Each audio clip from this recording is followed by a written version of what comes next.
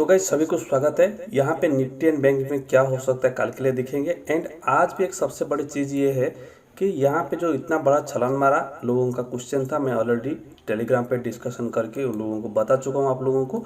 तो सबसे बड़ा एक चीज़ बात कर देखिए, यहाँ पे इस पॉइंट में हुआ, आप अगर नीचे की तरफ यहाँ पे एक ट्रेंड लाइन ड्रॉ करोगे तो एग्जैक्टली उसी ट्रेंड लाइन के पास में अगर ये रिवर्सल मारा, ठीक है, यहाँ से पिछला दिन 20 तारीख का यानी 21 तारीख का यहाँ पे एक ट्रेंड लाइन सपोर्ट था।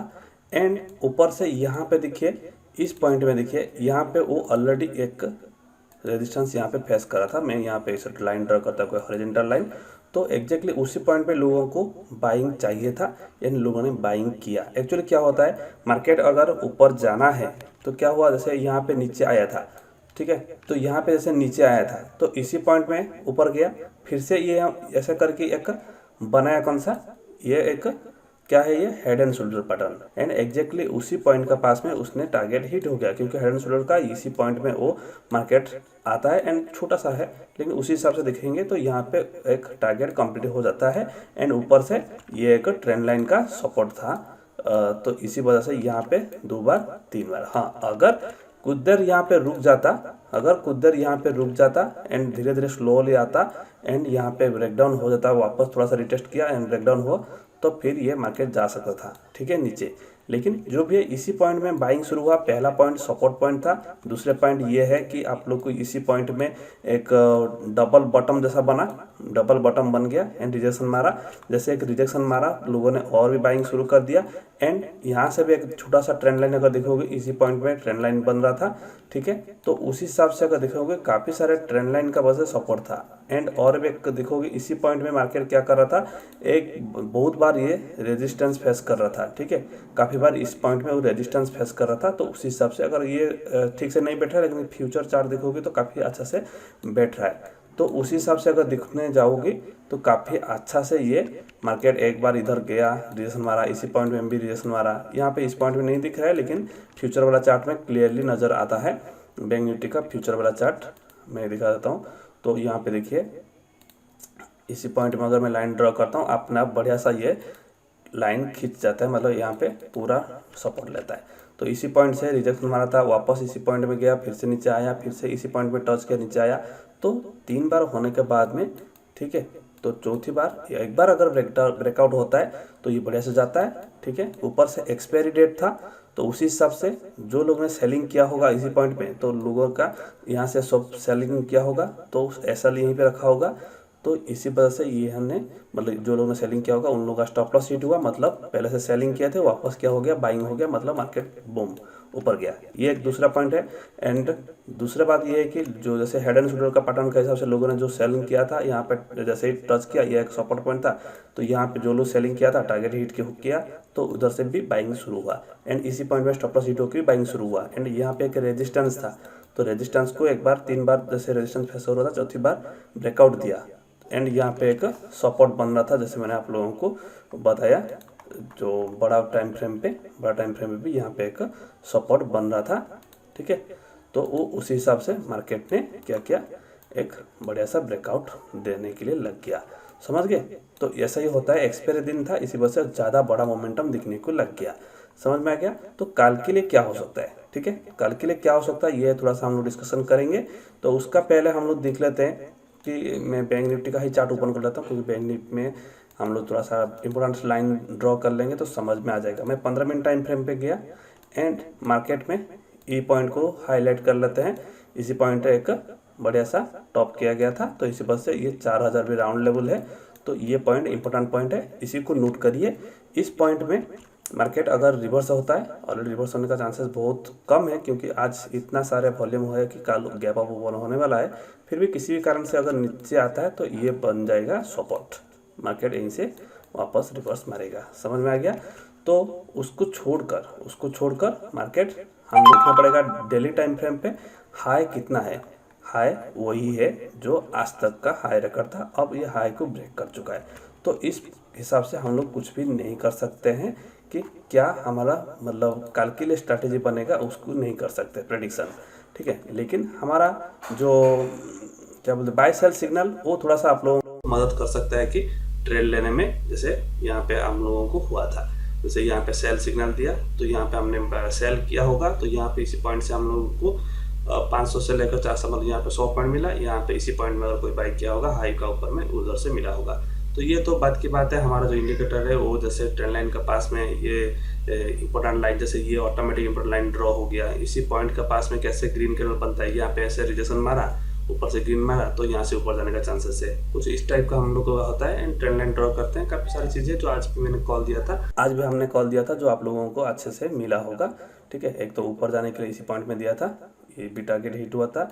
हमने दिया था 50 रुपये वाला चीज़ को, 50 रुपये वाला चीज़ को हमने दिया था कितना में, वो गया था 98 गया था। ठीक है, एंड और एक बार हमने 205 का ऊपर बोला था बाई करने के लिए, उसके बाद मैंने मना कर दिया, जैसे नीचे आया, लेकिन इसी पॉइंट में मैंने ब्रेकआउट के लिए इंतजार किया था।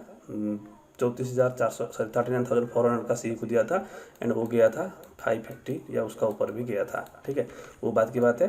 तो फिलहाल हम लोग अगर स्ट्रैटेजी दिख रहे हैं, ये उसका हाई पॉइंट है, तो ये हाई पॉइंट में अगर मार्केट रुकना है, ये जाना है, ये उसी हिसाब से पता चलेगा।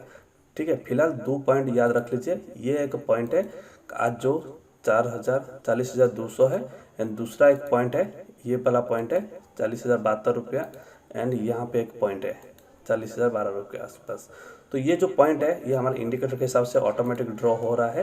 ये जैसे हमारा इंडिकेटर इसी वजह से बढ़िया सा काम होता है, जैसे इसी पॉइंट के पास में मार्केट नीचे आया, या राउंड लेवल को कैसे सपोर्ट लेता है, रेजिस्टेंस फेस करता है, हमारे इंडिकेटर में जो हमारा खुद का एंड्रॉइड ऐप है उसमें ट्यूटोरियल है, बताया जाता है। जो कोर्स मेंबर ज्वाइन करना चाहते हैं कर सकते हैं, लाइफ टाइम कोर्स ग्रुप में फ्री है।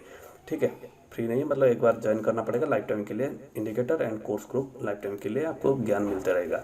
ठीक है, तो यहाँ पे इस तरह हुआ। एंड दूसरा जो रेजिस्टेंस लाइन आपको हमने जितना मैंने खुद का एक्सपेरिमेंट है मतलब एक्सपीरियंस है, तो वहाँ पे 40,300 है, ये एक उधर से मार्केट थोड़ा सा रिवर्स हो सकता है, एंड 40,500। ठीक है, तो ये पॉइंट को याद रखिए। इस पॉइंट का याद रखने का मतलब क्या है, मतलब ऐसा है, मार्केट अगर इसी पॉइंट में ओपन होता है एंड इसी पॉइंट में वापस 40,000 के पास में आता है, फिर से अगर 5 मिनट का ग्रीन कैंडल बनता है, तो आपको कॉल ले लीजिए। समझ में आ गया?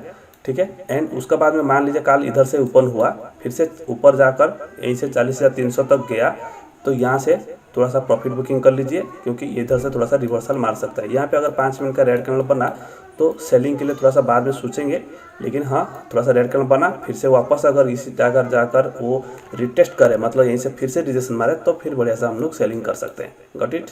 तो मतलब मार्केट ऊपर ओपन हुआ, 40,300 गया, एंड वापस एक बार नीचे आने से सेल नहीं करेंगे, वापस अगर जाकर फिर से वो रिजेक्शन मारता है, तो फिर हम लोग को उसी हिसाब से कॉल ले सकते हैं, मतलब पी बाइंग कर सकते हैं। नहीं तो सी बाइंग किया सोचेंगे। सी बाइंग के लिए क्या करना है, इस पॉइंट में है, तो जैसे ही पहला मॉर्निंग में 5 मिनट ग्रीन कैंडल बन जाता है, जैसे ही नेक्स्ट कैंडल उसका हाई को क्रॉस करेगा, इधर का नीचे में स्टॉप लॉस लगाना है 10 पॉइंट नीचे, एंड टारगेट इसका डबल लगाना है। समझ में आ गया? एंड 40,300, अगर 40,300 में डायरेक्ट ओपन हुआ तो फिर थोड़ा सा आप लोग प्रॉफिट बुकिंग के लिए सोच सकते हो। पहला 5 मिनट को देखकर अगर लो क्रॉस करता है तो पीई बाइंग कर सकते हैं। ठीक है, फिर वापस 40,200 40,000 के लिए, लेकिन पहला 5 मिनट कैंडल मॉर्निंग का वो बहुत ही इंपॉर्टेंट रहने वाला है कल के लिए। समझ में आ गया? लेकिन ज़्यादा बड़ा गैप अप ओपन होने से थोड़ा सा सेलिंग का प्रेशर आ सकता है अगर ज़्यादा बड़ा गैप अप ओपन होता है। समझ में आ गया? एंड लेकिन उस केस में दिखोगे कि निफ्टी आज जैसे बहुत वीक था, निफ्टी आज बहुत वीक था, मतलब लो में चल रहा था, तो उस हिसाब से हम लोगों को क्या करना चाहिए। ठीक है, तो उसी हिसाब से अगर देखने जाएंगे निफ्टी में, यहाँ पे जैसे बात करूँगा, इसको मैं डिजेबल करता हूँ। देखिए ऑटोमेटिक ऐसे इंपॉर्टेंट लाइन्स काम करता है, आप खुद देख सकते हो, काफ़ी अच्छा से काफ़ी अच्छा पॉइंट मिलता है। लोगों को बिलीव नहीं होता है, देखिए हमेशा आपके सामने है। ठीक है, तो यहाँ पे निफ्टी में अगर देखोगे एक छोटा सा ट्रेंड लाइन ड्रॉ हम करेंगे। पहले 15 मिनट टाइम फ्रेम में जाते हैं। ठीक है, तो उसी पॉइंट का हिसाब से दिखेंगे कि मार्केट इसी पॉइंट में वो एक हाई बना रहा था। जैसे यहाँ पे वो ब्रेकआउट दिया, ये ब्रेकआउट फेल हुआ, दूसरे बार ब्रेकआउट दिया, ये सस्टेन किया है, एंड यहाँ पे रिटेस्ट भी हुआ है। रिटेस्ट कैसे हुआ है, देखिए मार्केट यहाँ पे ब्रेकआउट करके ऊपर गया। ठीक है, ब्रेकआउट करके ऊपर गया एंड सपोर्ट लिया, मतलब वापस ट्रेंड चेंज हो चुका है। ठीक है, तो फिर भी आपको क्या करना चाहिए मैं आपको बता देता हूँ। ये लेवल है, ये वाला 18,266 ये लेवल है। इसका ऊपर में मार्केट अगर 3-4 मिनट रुक जाता है तो फिर हम लोग पहला टारगेट हमारा यही हो जाएगा पहला टारगेट ये हो जाएगा। कल भी मैंने वीडियो में बताया था कि आप लोगों को टारगेट बढ़िया से मिलने वाला है नीचे जाने के लिए, मैंने ऑलरेडी बताया था। उसी हिसाब से मार्केट बहुत लो गया था, जो काफ़ी अच्छा प्रॉफिट आप लोगों को मिला होगा, हमने पहले कल बता दिया था। ठीक है, कल का वीडियो जरूर देखिए, बहुत कुछ सीखने को मिलेगा। तो ये टारगेट हो जाएगा, लेकिन बैंक निफ्टी से ज़्यादा निफ्टी थोड़ा सा वीक है। ठीक है, निफ्टी में काफ़ी सारे स्टॉक है जो नीचे आ रहा है, क्योंकि ऑलरेडी वो टॉप में चल रहे थे। तो इसी हिसाब से निफ्टी को थोड़ा सा इग्नोर कर सकते हो, या इसका ऊपर में मतलब यहाँ से अगर शुरू हुआ है तो यहाँ तक टारगेट रख सकते हैं 18,340 तक। ठीक है, उसका ऊपर नहीं रखना चाहिए। एंड हो सकता है इसी पॉइंट में जाकर मार्केट इसी पॉइंट में अगर 5 मिनट का रेड कैंडल बना दिया, कितना 266 या 270 का आसपास, तो फिर यहाँ से वो क्या किया था, मतलब ऊपर जाने के लिए कोशिश किया था, इससे हुआ था, एक बार फॉल हुआ था, फिर से सपोर्ट लिया था काफ़ी बार, दोबारा यहाँ पे ये रेजिस्टेंस फेस कर सकता है। जैसे 3 मिनट का भी रेड कैंडल बने इसी का आसपास, तो मैं सेलिंग करना पसंद करूँगा। एंड छोटा सा 50 पॉइंट का टारगेट के लिए 260 से लेकर 200 तक। ठीक है, इस चीज़ को याद रखिए, क्योंकि मार्केट कल गैप अप ओपन होने का चांसेस है, तो देखते हैं क्या होता है। एंड इसका ऊपर अगर 5 मिनट रुक गया तो फिर हम देखेंगे, मार्केट अगर प्राइस एक्शन बना के फिर से ऊपर जाएगा तो फिर बाइंग के लिए सोच सकते हैं, ये टारगेट के लिए। ठीक है, तो ये है कल के लिए लॉजिक। एंड बाकी टेलीग्राम पे रहेंगे तो हमने बहुत बार लेवल बताते हैं कि इस लेवल का अगर ऊपर 3 मिनट अगर रुक जाता है तो आप बाइंग करिए, उस लेवल को लेकर काफ़ी अच्छा पैसा कमा सकते हो। जो मैंने जितना बार दिया हूँ शायद देखा होगा, तो 90% टाइम से ही हुआ है जो मेरा लेवल है। ठीक है, जो लोग फ्यूचर बाइंग करते हैं काफ़ी अच्छा होता है बैंक निफ्टी और निफ्टी दोनों में। ठीक है, चलिए, तो इस वीडियो में इतना ही है, बाकी ज़्यादा जानकारी के लिए कोई नया वीडियो में मिलेंगे।